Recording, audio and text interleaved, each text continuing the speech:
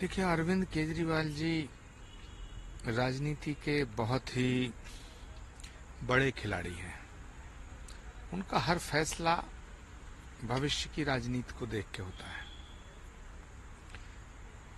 मुख्यमंत्री के पद से जो उन्होंने इस्तीफा दिया है, ये देर से लिया गया लेकिन सही फैसला है और बड़ा फैसला है।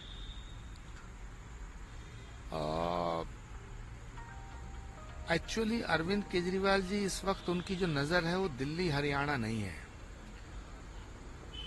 वो राष्ट्रीय राजनीति में नरेंद्र मोदी का विकल्प बनना चाहते हैं। और अरविंद केजरीवाल ऐसे अकेले नेता हैं जिनकी 2 राज्यों में सरकार है।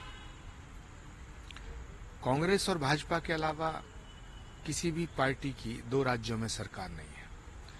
तो अरविंद केजरीवाल जी, ऐसा उनको लग रहा होगा कि नरेंद्र मोदी जी का जो विरोधी खेमा है उसमें लीडरशिप का वैक्यूम है। उस वैक्यूम को भरने के लिए राष्ट्रीय राजनीति में वो नरेंद्र मोदी जी का विकल्प बनना चाहते हैं।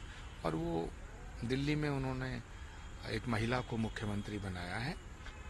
और मैं उनको शुभकामनाएं देता हूं। और आतिशी जी को दिल्ली के मुख्यमंत्री के रूप में मैं प्रार्थना करता हूं भगवान से कि उनका कार्यकाल अच्छा हो। आपको लगता है कि अरविंद केजरीवाल विकल्प बन पाएंगे, क्योंकि आप खुद चर्चा कर रहे हैं इस बात की, तो राहुल गांधी की जगह पर या और भी जो विपक्ष के तमाम बड़े एक्चुअली विपक्ष में जितने नेता हैं वो सब अपने एक एक राज्य तक सीमित हैं। राहुल गांधी जी के नेतृत्व में 2014, 2017, 2019, 2022, 2024 कांग्रेस पार्टी लगातार कांग्रेस का ग्राफ गिरता चला गया। तो राहुल गांधी जी विकल्प नहीं बन पाए। तो उस वैक्यूम को भरने के लिए मुझे लगता है कि अरविंद केजरीवाल जी अब राष्ट्रीय राजनीति की तरफ अपना पूरा फोकस करना चाहेंगे। ओवैसी साहब को इस देश की कानून व्यवस्था में, न्यायपालिका में, कार्यपालिका में, विधायिका में, संसद में किसी में विश्वास नहीं है। वो तो कहेंगे, लेकिन बुलडोजर किसी समस्या का समाधान नहीं है। सुप्रीम कोर्ट के फैसले पे कोई टिप्पणी करना मुझे नहीं लगता कि उचित है।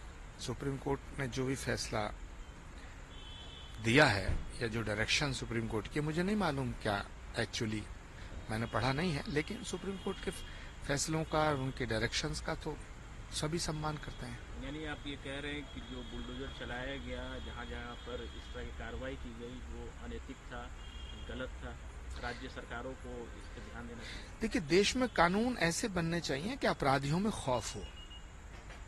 बुलडोजर किसी भी समस्या का समाधान नहीं है, लेकिन बुलडोजर चलने के बाद अपराधियों में खौफ पैदा हुआ था उत्तर प्रदेश में।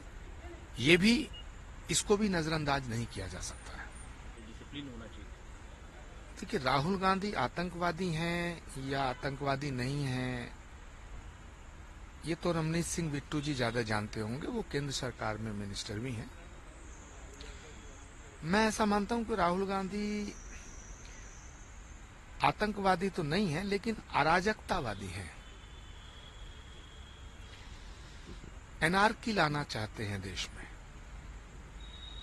संसद के भीतर भी वो अराजकता की बात करते हैं, संसद के बाहर भी अराजकता की बात करते हैं। देश के बाहर जब होते हैं तो भी कभी कहते हैं कि मुसलमानों को खतरा है, कभी कहते हैं ईसाइयों को खतरा है, कभी कहते हैं सिखों को खतरा है। फिर बाहर जाकर के कहते हैं लोकतंत्र की हत्या हो गई है, लोकतंत्र मर गया है, लोकतंत्र को खतरा है। तो उनका जो बॉडी लैंग्वेज है, उनकी जो भाव भंगिमा है, उनकी जो शब्दावली है, वो एक एनार्किस्ट की तरह है। तो मुझे लगता है वो आतंकवादी तो नहीं है, लेकिन अराजकतावादी है। देखिए, ये दुर्भाग्यपूर्ण है कि कांग्रेस पार्टी के बहुत बहुत बड़े नेताओं की कुर्बानियां, शहादत, बलिदान हुआ है आतंकवाद के चलते हुए। लेकिन जिस कांग्रेस के बड़े बड़े नेताओं ने शहादत दी है, उस कांग्रेस के सबसे बड़े नेता राहुल गांधी जब आतंकवादियों का समर्थन करते हैं, पाकिस्तान का समर्थन करते हैं, देश के बाहर देश के खिलाफ बोलते हैं, तो तकलीफ होती है। जहां तक कश्मीर का सवाल है, कश्मीर के साथ बहुत बड़ा फ्रॉड हो रहा है। 370 को हटा देना और 370 को लगाना, ये स्टेट का काम नहीं है, ये सेंटर का काम है। 370 धारा को लगाया भी सेंटर ने था और हटाया भी सेंटर ने। नेशनल कॉन्फ्रेंस कह रही है कि हम आए तो साहब 370 दोबारा लागू कर देंगे, और कांग्रेस चुप है। भाई आपकी सरकार बनो ना बनो, 370 के हटाने का फैसला भी संसद का है, और दोबारा से लगाने का फैसला भी अगर कभी हो सकता है तो संसद के द्वारा हो सकता है। तो मुझे लगता है कि कांग्रेस पार्टी और नेशनल कॉन्फ्रेंस मिलकर कश्मीर की जनता के साथ एक बहुत बड़ा फ्रॉड कर रही है, धोखा कर रही है।